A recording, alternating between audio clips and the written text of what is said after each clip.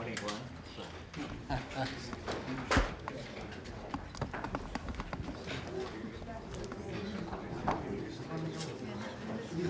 do you like it?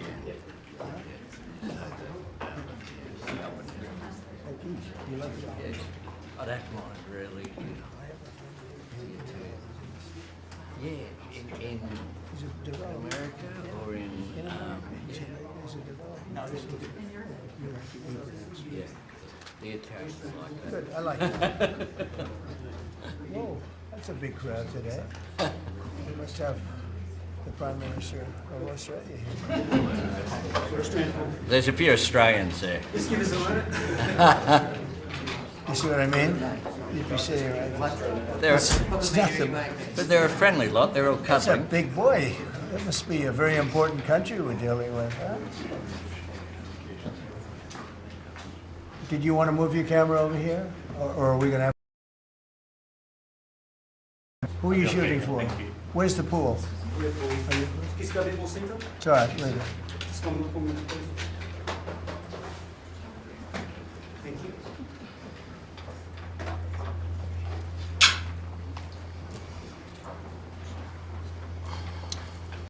Well, thank you very much. It's great to have the Prime Minister of Australia. Fantastic place. A lot of friends over there, and this is one of them right here. The Prime Minister is, as you know, Anthony Albanese, and he's highly respected, done very well in his election, and I hear you're very popular today, right? I mean, it varies from day to day, but with all of us. But he's done a fantastic job as the Prime Minister. We're here to talk about trade, submarines, lots of other military equipment. They're big orderers of our great military equipment. We have the best equipment anywhere in the world by far. And, ooh, you got to watch that. Watch that. You're not allowed to break that. That mirror is 400 years old. A camera just hit the mirror. I just moved it up here special from the vaults, and first thing that happens, a camera hits it. Hard to believe, isn't it?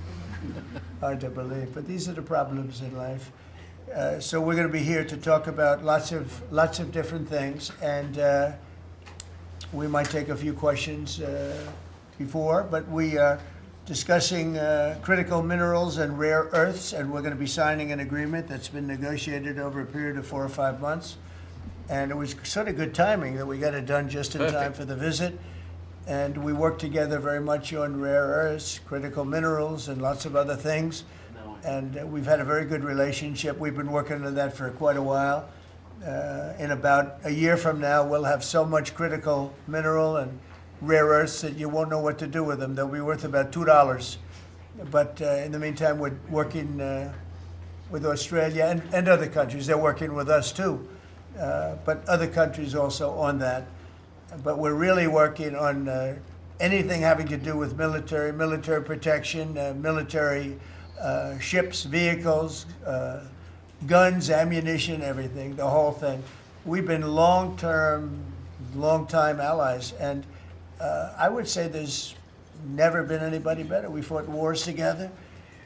We never had any doubts, and it's a great honor to have you as my friend. It's a great honor to have you in the United States of America. Please, would you like to say something? Well, thank you so much, Mr. President, for the invitation here to the White House and for showing us around the improved Oval Office, and for what you're doing around here as well, and for the great honour as well of my delegation staying just across the road. We could have walked, but they didn't let us. We drove all of 20 metres there from Blair House, but it's a great honour to be able to stay there. We are great friends and we're great allies, and this is a relationship that's been forged in the battlefields of the world. We have stood side by side for freedom and democracy, and congratulations, I must say, Mr. President, on the work that you've done with the Middle East. It's an extraordinary achievement. And on defence, we've already had a discussion about taking it to the next level. Our defence and security partnership with AUKUS is so important for us, and I thank you for the support that the administration are giving as well. You've had the Chief of the Navy here as well, That's right. which will play obviously a very critical role with the subs and increasing the security for the region and the world. And our economic relationship is so important. The US has a trade surplus with Australia, as you know, and we can continue to take what is every opportunity to improve the relationship even further and make it even stronger. And today's agreement on critical minerals and rare earths is just taking it to the next level, seizing those opportunities which are before us to take our relationship to that next level. And it's been fantastic, the contact that we've had together, the friendship that we've developed. And Australians love America, and I think Americans kind of like Australia too. Sure, we do. And as we go forward, I think that today will be seen as a really significant day in our relationship. So I thank you very much, Mr. President. Well, thank you very much, Anthony. It's an honor to sign this, and we'll do it now. And then we'll take some questions. Some good ones, I think.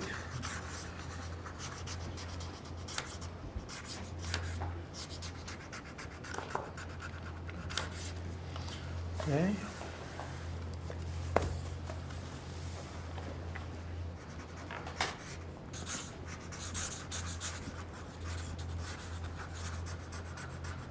Well, this is a $8.5 billion pipeline that we have ready to go. That's right. It's all ready to go. Just getting started.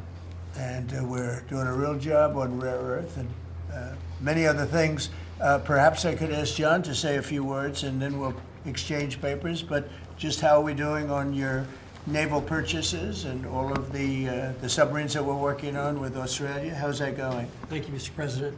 Obviously, Australia is a very important ally of ours in the Indo-Pacific and in every battle. They fought with us since World War I and have always been side by side. The facility that they're building, Surf West, is critical and very important to our ability to project power in the Indo-Pacific and work with our allies. So we're working very closely. I think what we're really trying to do is take the original AUKUS framework and improve it for all three parties and make it better and clarify some of the ambiguity that was in the prior agreement. So it should be a win-win for everybody, sir. And the submarines that we're building for Australia are starting to really move along, right? The process is getting very exciting, isn't it? We're getting better. That's good. Very good. It's Thank going to you. be great. Thank you very much. Maybe we'll hold this up. Okay. Here we go.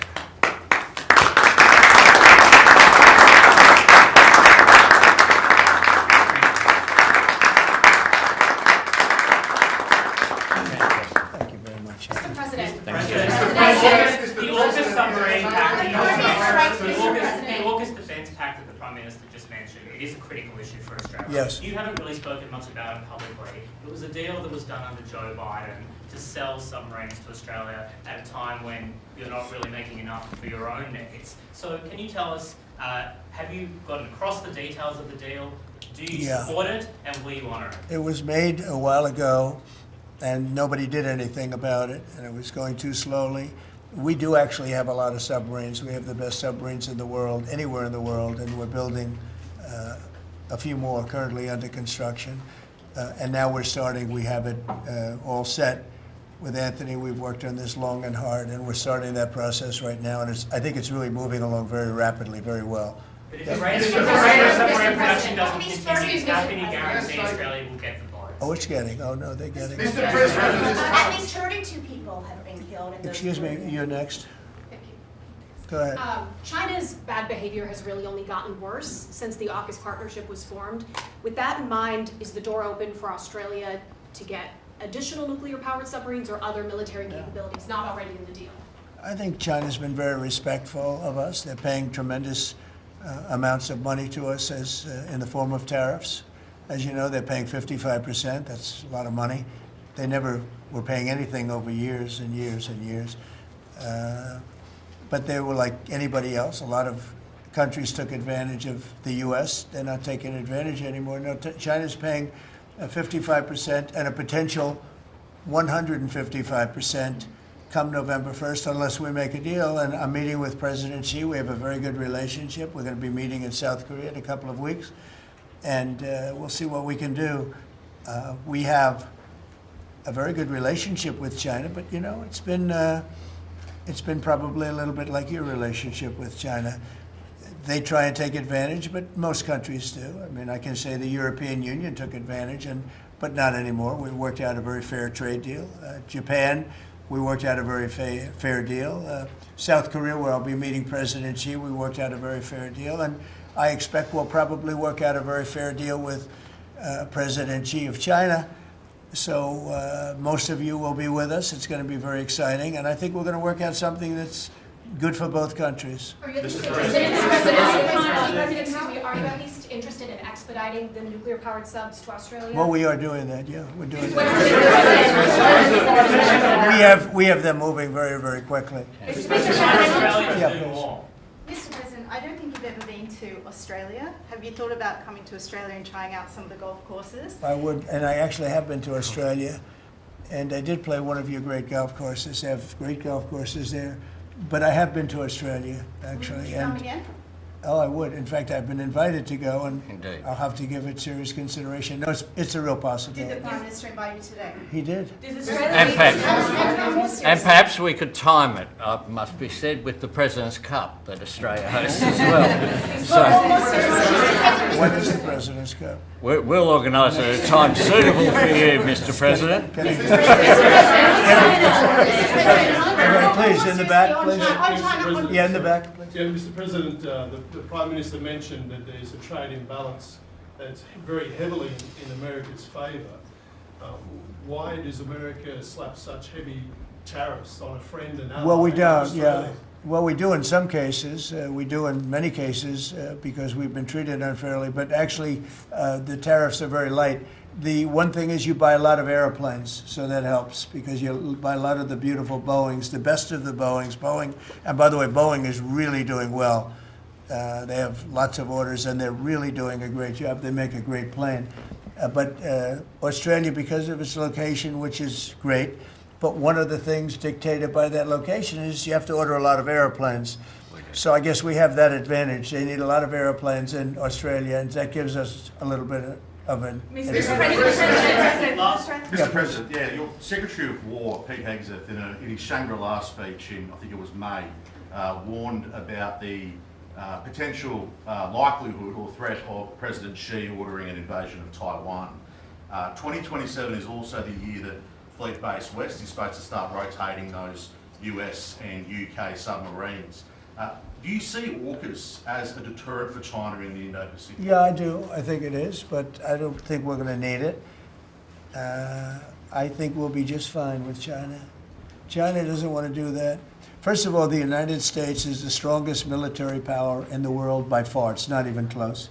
Not even close. We have the best equipment. We have the best of everything, and nobody's going to mess with that. And I don't see that at all with President Xi. I think we're going to get along very well as it pertains to Taiwan and others. Now, that doesn't mean it's not the apple of his eye, because probably it is, but I don't see anything happening. We have a very good trade relationship. We're going to have a very good, I think when we leave South Korea, it could be wrong, but I think we'll end up with a very strong trade deal. Both of us will be happy. I don't see that happening, no. Mr. President, given the trade surplus that the US enjoys with Australia, would you consider lifting the tariffs that you've imposed on Australia? And can you give us any details about the critical... Yeah, well, the tariffs have been amazing because, you know, tariffs have been really a reason that I was able to settle almost all of the, you know, I've settled 8 wars in 8 months. Not bad. I have one more to go. It's Russia, Ukraine, and I think we'll get there, but it's turned out to be nasty because you have 2 leaders that truly hate each other, you know. You can't have it all, right? They hate each other beyond all else, and it makes it actually a little bit difficult. But we try, of the 8 deals, I would say because of tariffs, 4 or 5 of them were settled. It's an amazing thing, the power of tariffs in terms of our country. But tariffs have always been used against us. We never use them against anywhere else. And now you have a president that for national security reasons and other reasons is using them. And we've become a very rich nation again. and a very secure nation again, but we've also become a nation that used that power of tariffs and the power of trade to settle 5 of the 8 wars that I settled. I settled 8. I'm very proud of that. Nobody else has settled 1. I don't think there's been an American president that settled 1. I think there probably hasn't been, outside of the 2 countries involved, or however many are at war. I don't think there's ever been an outside country that settled a war, period. So I settled 8 in 8 months. I'm proud of that. Now, in the meantime, I'm running a country that's, right now, we're the hottest country anywhere in the world. We were dead. A year and a half ago, we were a dead country. Now we're the hottest country in the world, economically and otherwise. So, but I will say this, Australia pays very low tariffs. Very, very low tariffs. In fact, Australia pays among the lowest tariffs. Please, go ahead. There's been concern in Australia that it's taken 9 months to get this meeting. Have you had any concerns with this administration, with its stance on Palestine, climate change, or even things the ambassador said about you in the past, the Australian ambassador? I don't know anything about him. I mean, if he said bad, then maybe he'll like to apologize. I really don't know. Did an ambassador say something bad about him? Don't tell me. I don't. Where is he? Is he still working for you? Yeah. You said bad? Before I took this position, Mr. President. I don't like you either. I don't, and I probably never will. Go ahead. No, you went. Go ahead, behind you, President. Mr. President, your Secretary of the Navy said there will be some clarifications around some ambiguities on AUKUS. Can you tell us? Well, he'll get that taken care of. These are just minor details that he'll take care of. John, you're going to get that taken care of, right? There shouldn't be any more clarifications because we're just going now full steam ahead building. Yeah, please. Thank you, Mr. President. Are you now satisfied with Australia's defence investment, or do you want Australia to invest more in defence? Well, I'd always like more, but they have to do what they have to do. You know, you can only do so much. I think they've been great. They're building magnificent holding pads for the submarines. It's going to be expensive too. You know, you wouldn't believe the level of complexity, right, and how expensive it is. They're building tremendous docking because they have a lot of ships and a lot of things happening. And I think their military has been very strong, very, very strong. Over here, please. Mr. President, on the war that you haven't solved yet, the Ukraine-Russia situation, have you now locked in a meeting? And can you explain, just a few weeks ago at UNGA, you said that Ukraine could possibly win the war and well, they could. Territory, but now they could still win it. I don't think they will, but they could still win it. I never said they would win it. I said they could win. Anything can happen. You know, war is a very strange thing. A lot of bad things happen, a lot of good things happen. If you look at the Middle East, I would say prior to us hitting Iran so hard, we could have never made that deal because you would have had a dark cloud over the Middle East when we took out their nuclear capability, which was one of the great military maneuvers of all time. It was flawless. You saw that. Yeah. Those magnificent B-2s. I mean, that was a flawless move that was done by some very talented people, headed up by Pete and everybody else, and our great generals, and General in particular, Raisin Kane. We did a great job. And when that happened, everything was different, and we were able to get a deal. If we didn't do that, if it wasn't, you know, they wanted to do that for 22 years, Mr. Prime Minister. For 22 years, I had the pilots here, the B-2 pilots, and they came to the Oval Office, and I thought they deserved it. They flew 37 hours back and forth. We had 52 tankers up there. We had a lot of planes up there with them, but they were the primary plane. But we had a lot of planes, F-22s and F-35s and F-6. We had a lot of planes. But we had 52 tankers, can you believe that? And it was just like a flawless mission. And when it was finished, the Middle East just opened up, amazing. And they've wanted to do it for 22 years. The pilots came up to me, they said, you know, for 22 years we practiced this maneuver. 3 times a year for 22 years, our predecessors and us. These are now young pilots, you know, but they're older now, predecessors practiced it. And they said, we never had a president that would let us do it, but I let him do it, and it totally opened up the Middle East. It took the cloud over the, you know, we had a dark cloud over the Middle East, and now it's all, I mean, we have a little situation relatively with Hamas, and that will be taken care of very quickly if they don't straighten it out themselves, because they're in violation of their agreement.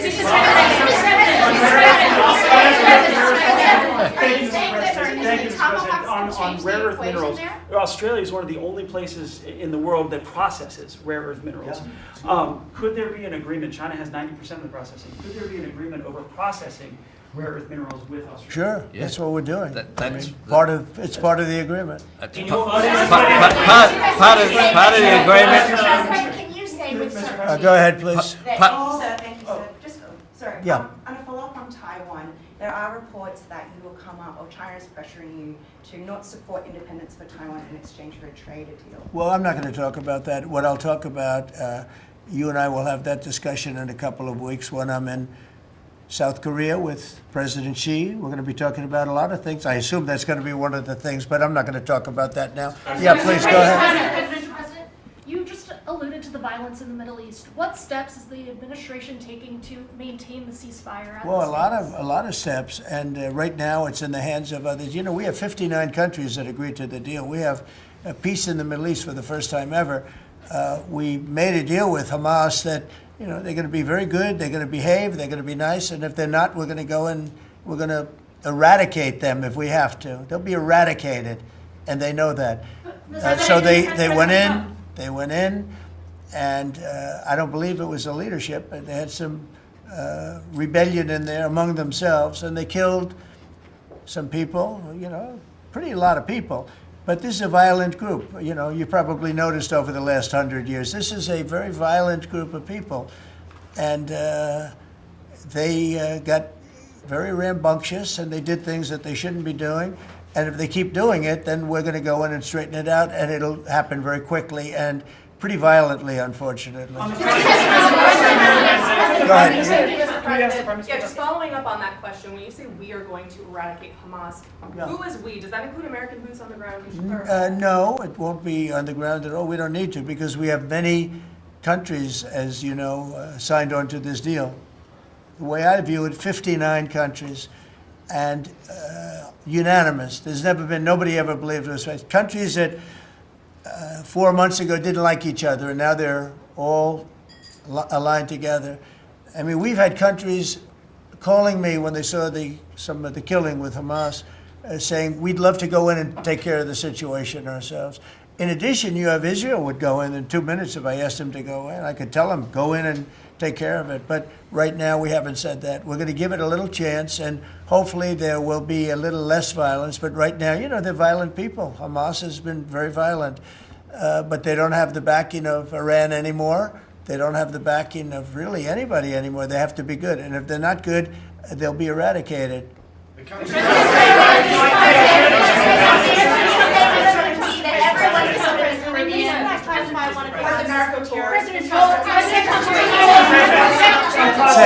Were any innocent civilians killed in the Caribbean, Mr. President? Not you.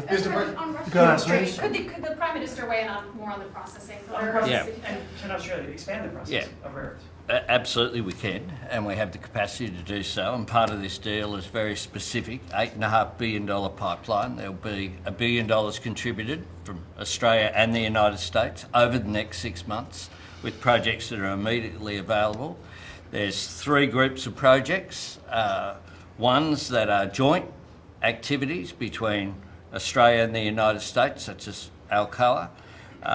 Secondly is projects that will be US investment that the US will undertake in Australia, including processing, and then ones that Australia will undertake, some as well. One of them is Australia, the US and Japan as well. So what we're trying to do here is to take the opportunities which are there. Australia has had a view for some time, a bit similar to putting America first. Right.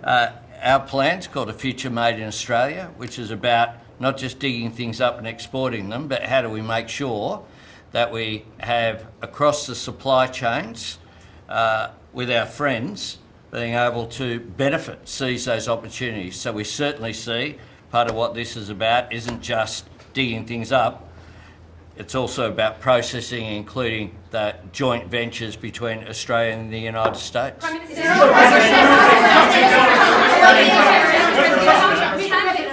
the US and Australia really compete with China? Aren't we decades behind in terms of the development? No. I mean, you've been reading the wrong newspapers. We're not decades.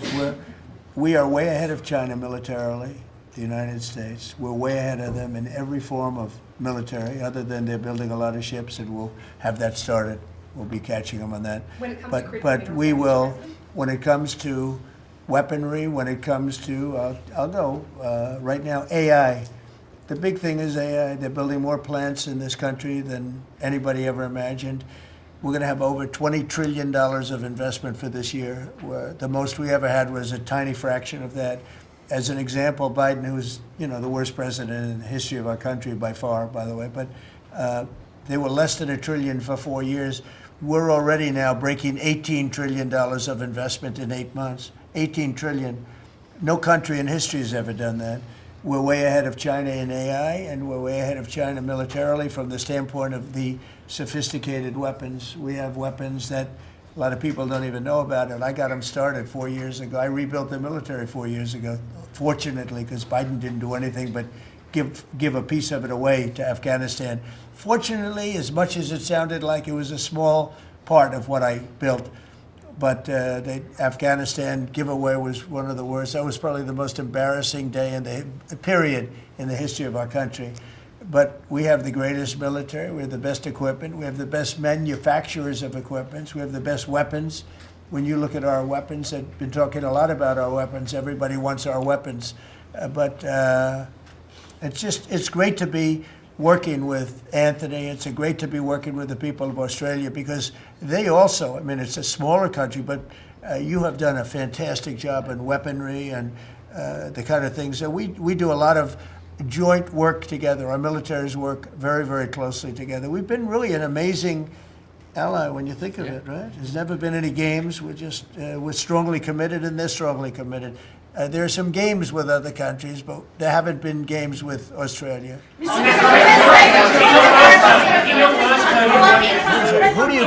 Where do you come from? I'm from Australia.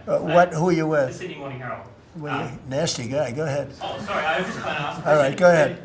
On in your first term, you worked with two Australian Prime Ministers, Scott Morrison and Malcolm Turnbull, you might remember. Right. They're from same side of politics as you. Mr. Albanese's different side. Can you tell us a bit more about what it's like to work with Mr. Albanese compared to those two? Well, I got along. I mean, that wouldn't be fair, because the man on my right has a big advantage.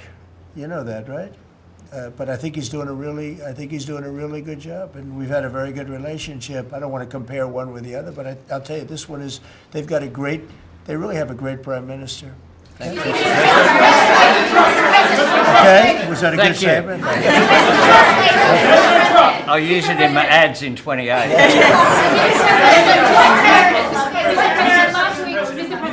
President Putin on Thursday, did you discuss his ongoing attacks on civilian areas in Ukraine? Yeah. Did you say cut it out? Did you say show an article of good faith to me?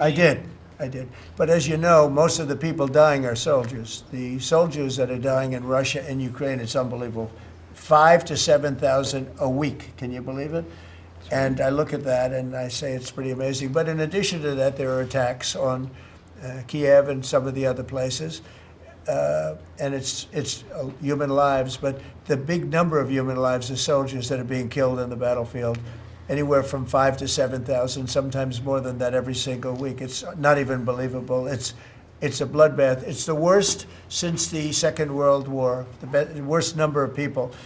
And it doesn't affect us in any way. We don't pay anything, because now they pay us for the weapons that they get. The NATO is paying us for the weapons, as you know. It doesn't affect. I guess you could say that's a positive thing. They pay us, but I'm not interested in that. I did straighten it out. Biden gave them $350 billion. Can you believe it? And all they did is get deeper in. It's a shame. Gave them $350 billion.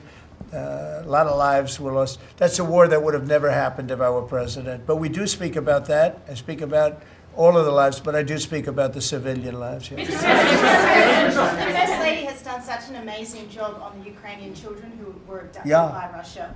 Would you support Senator Lindsey Graham's bill to declare Russia a terrorist state? And you have within your power, you're the most powerful man on earth. Why don't you just enable Ukraine to finish this war tomorrow? Well, if you knew anything about what you were talking about, you'd be able. You do. I don't think you do, really. I don't think you do, because it's a little more complicated than that. But it sounds easy. We're in the process of trying to make a deal.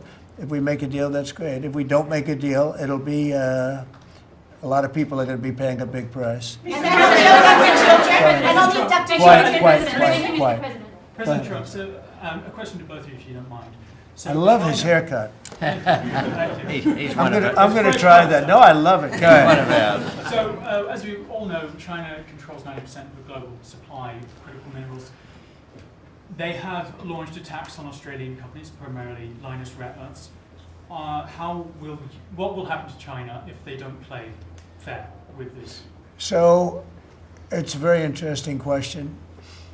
We have a tremendous power, and that's the power of tariff. And I think that China will come to the table and make a very fair deal, because if they don't, they're going to be paying us 157% in tariffs.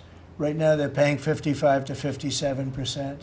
When I was first president, first term, we had the greatest economy we've ever had.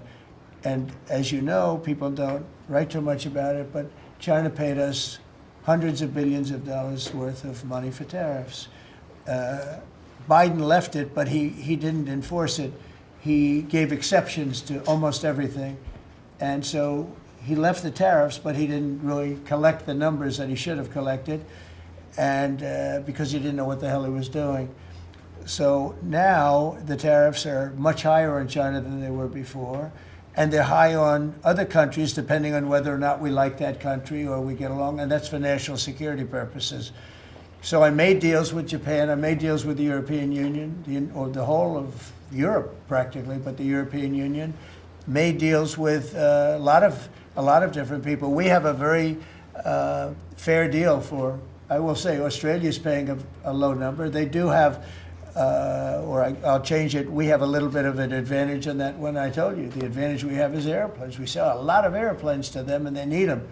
It's a very vibrant place, and people go in and out, and I look forward to going there myself. And I think it's unlikely I'll be taking a ship.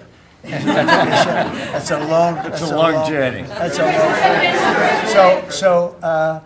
But China has treated us with great respect. Now, in the past, they didn't treat other presidents with great respect. They would take hundreds of billions and even trillions of dollars out of the country, and they would spend it and build their military. Now they're treating us with great respect. Now, we'll see what happens. I said, if we don't make a deal, I'm putting on an additional 100% on November 1st. I think we'll make a deal. They threatened us with rare earths, and I threatened them with tariffs, but I could also threaten them with many other things, like airplanes. You know about airplanes, because they can't get parts for their airplanes. We build their airplanes. We do a great job. They're largely Boeings, and we could stop the parts. We did stop the parts, actually, when they did the initial threat. That's a big... They closed down over 400 of their airplanes, but we don't want to do that. But we have a much simpler thing. If we don't make a deal, we'll charge them a very substantial tariff, and they'll be paying us hundreds of billions of dollars a year, which they're basically paying right now. We had presidents that allowed China and other countries get away with murder. We're not going to allow that, but we're going to have a fair deal. I want to be good to China. I love my relationship with President Xi. We have a great relationship. I believe after we leave South Korea, we'll be there together. We thought that would be a good place to meet, and we're going to be meeting. I'll be in Malaysia, I'll be in Japan, I'll be in a couple of others. We'll be sort of doing a little bit of a tour. I've been invited to go to China, and I'll be doing that sometime fairly early next year. We have it sort of set. But I think we're going to have a very good relationship with China. And again, they will threaten us with rare earths. I don't think they're threatening us too much right now. But they could do that, but I threaten them with something I think is much more powerful, and that's tariffs.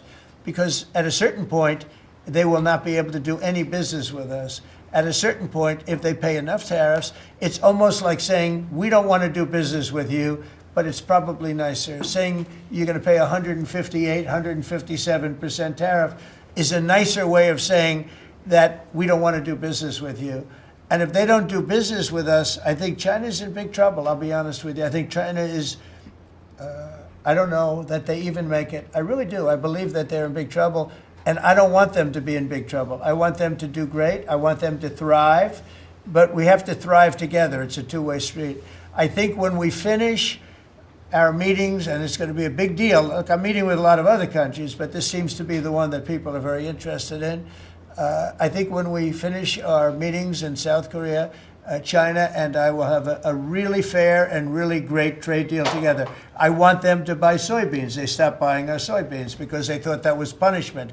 And it is punishment to our farmers, but we're not going to allow that to happen because I made a great trade deal with China, a $50 billion trade deal, and they were great about it. They were doing everything that they were supposed to do. And then when Biden came in, you know, I used to call President Xi all the time to say, thank you, or you're not buying enough. In other words, they were supposed to buy.